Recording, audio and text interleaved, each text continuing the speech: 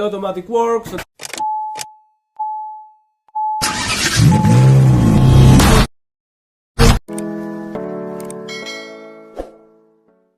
Avanza, mataas daw ang temperature. Tingnan natin ha. Bigyan natin ng live data to. Tumataas to bago gumagana yung radiator fan. Yan. Ang gusto ni sir, mga kalahati lang naman dapat, di ba? Ang common na pag-angat ng radiator fan. Kalahati lang, ano? Dapat. Tingnan natin kung saan siya umabot. Toyota Avanza. Tingnan natin dito sa live data kung hanggang saan siya umabot. Makikita dito yan eh. Ano year model nito, sir? 10? 10? 10, 14, 14, 16 10. Dito natin pumasok. Isa lang siguro yun hanggang pataas. EFI mali. Pause. Modelo to. Back. Yes. Yes. Back. Yes. Autoscan tayo. Tingnan natin kasi bakit siya lumagpas ng lumagpas ng kalahati bago gumana yung radiator fan. Pwedeng reading yun ng sending unit or pwedeng normal yun or siguro natanggal yan. Tinanggal to, pagbalik sumobra ng kabit. Tinanggal, tapos pagbalik sobra yung kabit. Kaya yung ikot niya advance na. 10, 8. Dito tayo sa 8, 6, 8. Yan. Others. Dito nga tayo. Tingnan natin. Meron man pala eh. Ayun. Meron nga. Kaunti lang. Modelo kasi yung madami. Ito sa mga ganitong model, ganito lang siya. Kakaunti. Ay, Avanza pala nga. Pag Avanza, hanapin. Hanapin ang system. Hindi basta-bastang na-scan. Ito na, nakapasok na. Yan.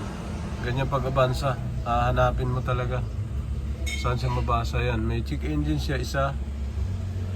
Ayun. Engine, may isa lang. Yan, lumabas. Engine. Next. Trouble codes. Ito ang lumabas ng trouble codes ni sir.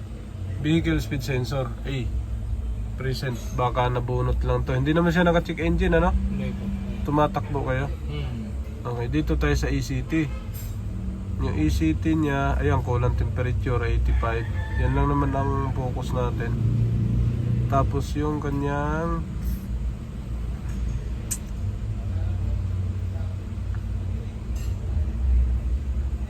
drive. Words. Wala siyang RPM. Injector, radio, engine speed. Yan. Vehicle speed naman to. So selected. Okay. Dito natin kuhanin ng reading niya. Dapat 96 lang. 96, so pinakamataas 103. Na-encounter ko sa Kia. Start. No check engine. Ayan na. 85. Hintayin natin pag-angat kung saan umiikot yung radiator fan. Hanapin pala natin yung radiator fan. Coolant temperature. Fan.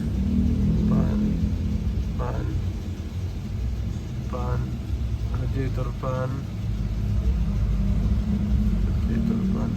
Wala siya. Okay. Dahil wala siya, dito lang tayo mag-permis. Sakto naman ang minor, ha? Kaso may lag lang, ano?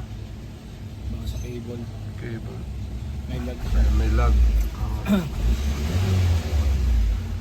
Binabaan to. Hintayin natin to. 85. Mga 96 yan, magbubukas na ang ano. Ayun na. Ang reading ng wala pa, malayo pa sa kalahati.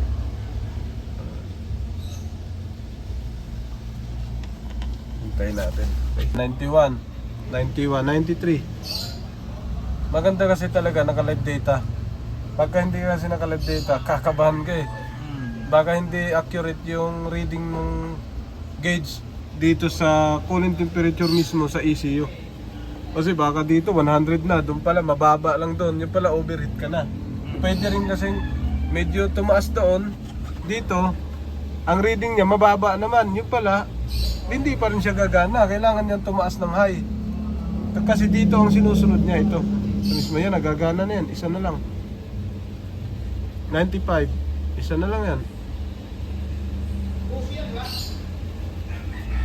Wala pa. 96 o 98 to.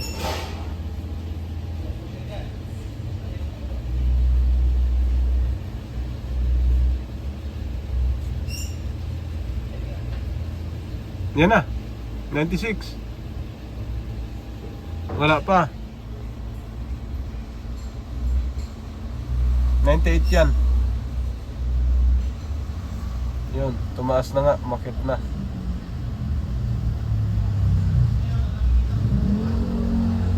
Yun na. Ayun na, gagana na yan. Isa na lang. 97. 97 na sa reading. 98 yan gagana. Ayun. Ayun, 98 nga. 98. Ayun, hanggang dyan. Nagpas kalahati nga siya. Yan ang reading niya. Tingnan natin yung cool down niya kung gaano kabilis. 98. 96, 96, 98, 97, 96. Yun, 95, 93, 94. Oh, bumababa pala yung cooldown. Ayun, bumababa na rin 91.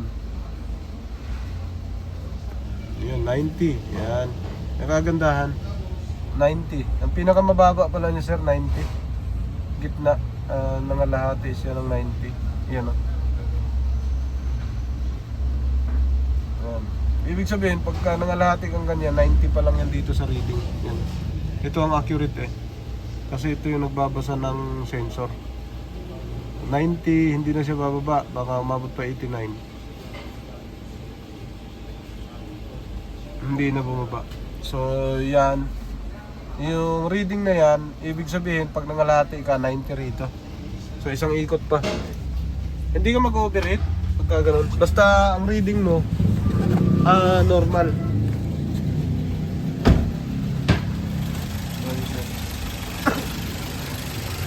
Dito sa nakita ko, ito bago bang palit to? Bago daw.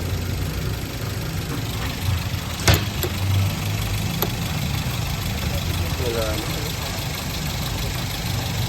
Walang pulot na.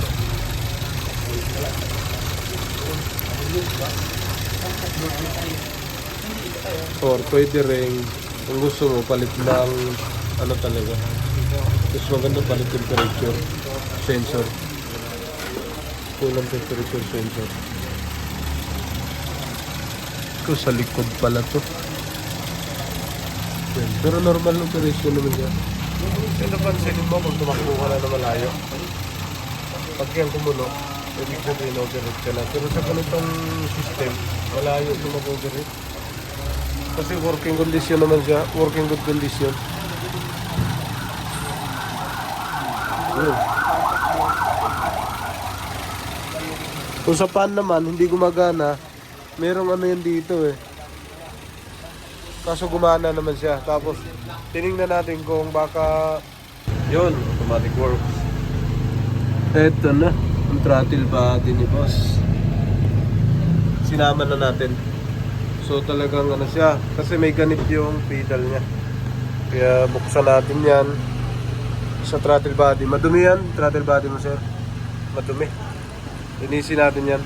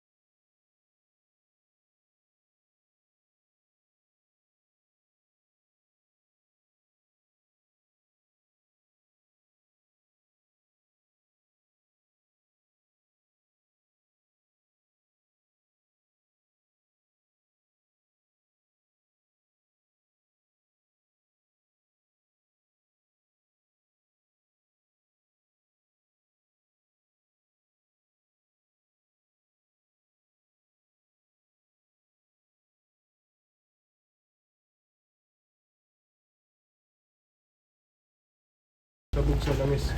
So maaari dito lang to sa dumi ng throttle body. Malangis daw sa bilisir. Intake manifold to yan. Yung langis na yan, galing dito yan sa breather. Galing sa breather, yung dumi nito, yung singaw na langis, yung evaporate, dito papasok. Pag wala kasing breather, so baka sasabog to. So yung breather, dito yung pumunta yung langis. Susunugin naman yan. Dito pumunta sa throttle body. Yan, isang sako na to. Dumi. Dumi ng throttle body. Sa likod. Ito. Linisin natin. Ay, di may-ari. Ay, may ari pa nagpakita. Opo. Yan, madumi. Perte. Wala kayong problema. Network, cooling, arko. Sa Opo. kapitbahay ko dun lupa lang talaga renta. Pero siya nang nagpatay ng building. Yun, malinis na mga sir. Yan. Nilinis na natin. Kakabit na natin yan. Tapos ito na lang. Tapos yung throttle body niya madumi. Yan na. Dahan-dahan na natin nalinis. Tinanggal natin lahat ng sensor. Binukod natin. Oo. Yun, napakalinis na mga sir. Malinis na, ikakabit na natin. TPS. Ito yung servo ng Avanza. Yung servo na to, ang sakit na ito, nagwa-wild. Ito ano na to, replacement to. Pag ganitong kulay. Hindi ganito ang urig. Ang urig may nakasulat tong brand. Ito walang brand name. Replacement lang to. Siguro nag-wild na to, kaya pinalitan. Sana hindi to mag-wild ngayon. Okay, ito na siya, malinis na. Yung dating napakarumi. Yun, napakalinis. Sa likod, tingnan natin. Yan. Sa ilalim, wala nang itim. Tanggal na lahat. Okay, pati dito, sa ibabaw, yun oh. Malinis na lahat. Avanza. Na 1.3 yung naunang Avanza to. Napakasimple. Kabit na natin yun. Ito yung magaran yung magamit ang makina pag uwi ko. Oo. Yun, ito. Sabi ko na nga, in-adjust.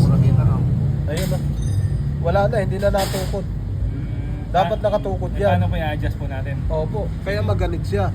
So ba, ang minor talaga nito, hindi stock. Binabaan lang to, nag-weld na to, kaya pinalitan yan. O, diba nalaman natin? Kasi ito replacement yan, China yan pagka ganyan. No brand. So, salpak natin dito, mag-a-adjust tayo ng minor. Ito, itutukod natin to. Yung gumalaw na yung pintura. Pero walang problema yan, na-adjust lang yan. Dapat ito tukod para hindi ka magkaroon ng... Oo, nagkakaroon ng lag sa loob ng pedal. Balik natin yan. Ibabaon lang to. Tutukod lang yung butterfly. Ito yung sinabi ko sa'yo kanina. Na pag tinukod, gaganon siya ng konti. Magkakaroon ng pagtaas ng minor to. Sana, ginawa nila yon dahil madumi. Ngayon, stock close na to eh. Dapat i-open mong kapiraso yan. Mga ganyan no? Mga ganyan. Dapat pasingawin mo ng ganyan. O, para walang lag to. Gagalaw lang siya. Good morning, Monday Automatic Works. So yung mga gawa natin dito, Montero na Gen 3 hard starting. 3 beses i-push start bago mandar. Tapos dito naman idle siguro to. Ito sa atin naman to. Yan, overhaul tapos na. Ito naman throttle body, mataas ang minor tapos nagwa-wild. Ito naman pang ilalim, 3-ton Prada. Yan. Parang Ariel, kinausap yung customer. Tada, kabit na natin yung throttle body, no? Napaka-smooth na, oh. Napakalinis. So, kabit na natin, nabuo na natin mga sir dito sa Avanza.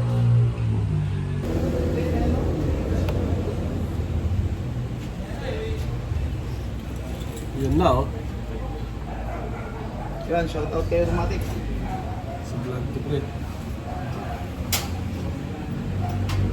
12 muna.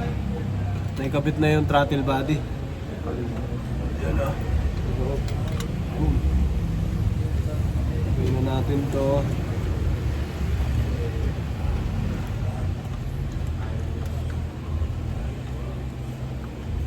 Dose.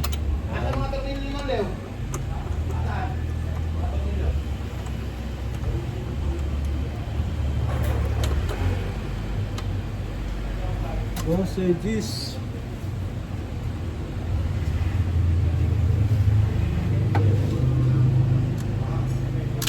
Ahaw!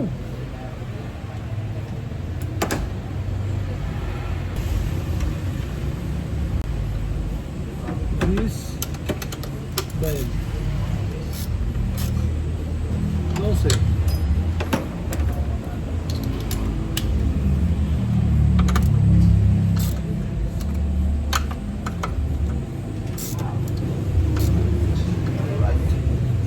Salpak na ba sa ibabaw? Tusok.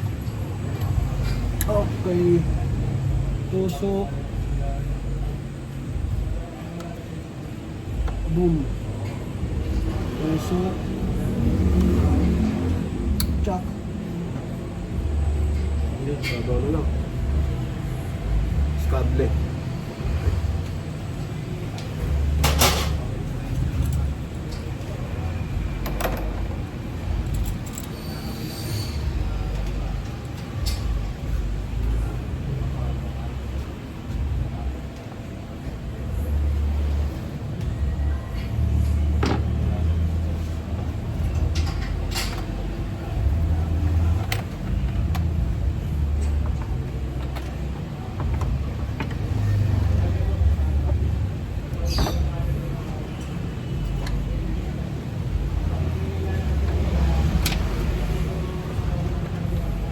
Cables mo, no?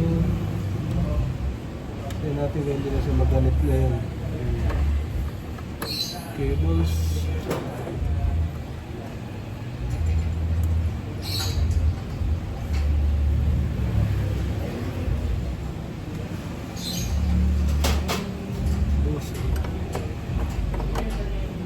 Alright.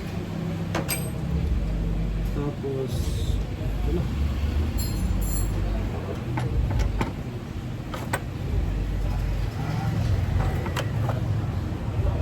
Bengalese, baby.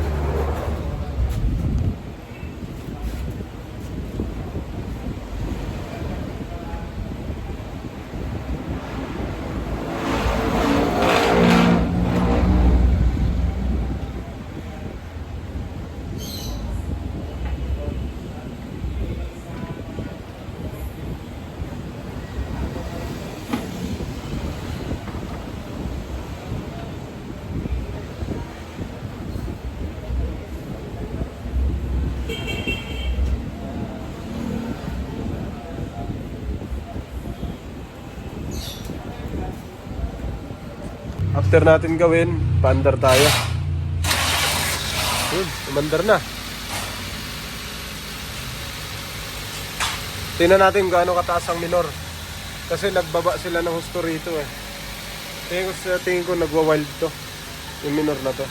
Pero sana hindi. Hintayin natin uminit. Alright. Napaandar na. Anong minor? Pagka yan ay ano, obligado ka bumili talaga ng orig niyan. 1.5.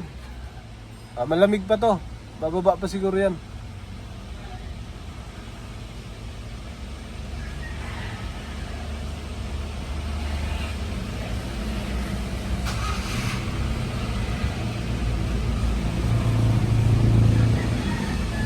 Bumaba na minor. Wala pa tayo in-adjust.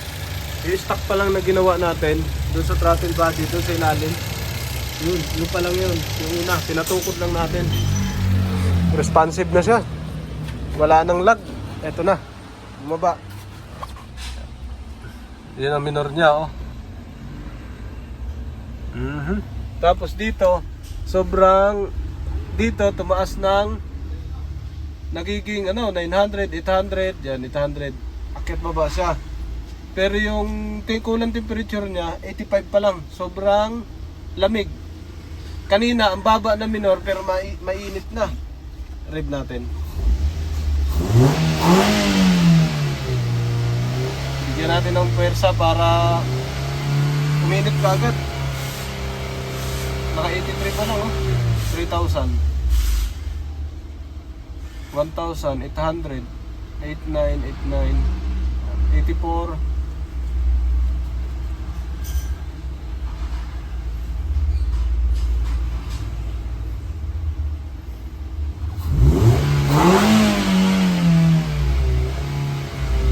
$4,085 tagal niyo umangat. 85, 86.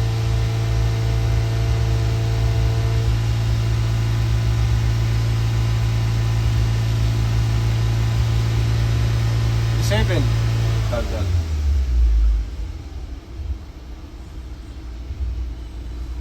Parang hindi na siya umaandar. O gano'n naman talaga ang abansa, no? 89, 90 na.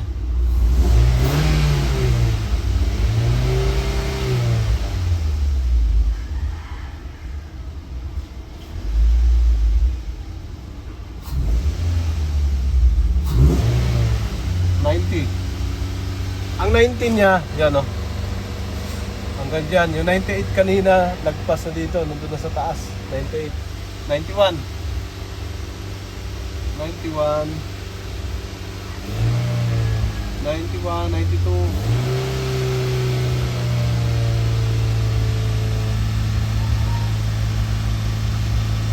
93.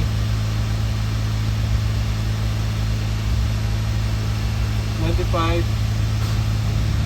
Isang ikot lang, adjust tayo ng idle. Pagka nakaikot na yung radiator fan, para pag nakuha na natin yung init talaga mismo. 96. Ang idle niya nasa 800, 900 naglalaro. Gumana na. Gumana na, no? Okay, yan na. Yan ang pinaka-minor niya. Yan yung taas ng tubig niya. Ganyan talaga. Baka ganito talaga stock nito. 98, hindi nagbago, no?